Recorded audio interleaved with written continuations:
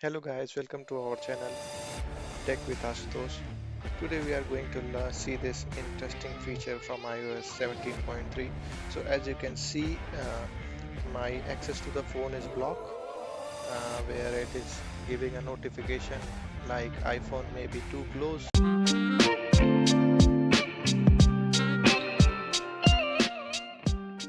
to your eyes.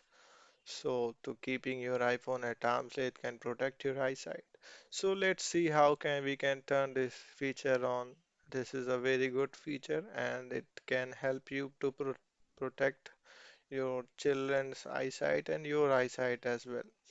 So as you can see, if I keep the phone at a distance, it will check the distance and it will turn on. So let's see how to turn it on.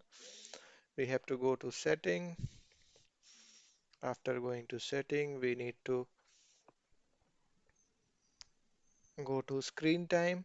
After going to screen time, we have to click on screen distance. As you already know, I was showing the demo, so I have turned it on. So if you turn it off, it will ask for a passcode. Again, if you turn on, it will not ask for anything. Thanks for thanks for watching this video. Do comment and your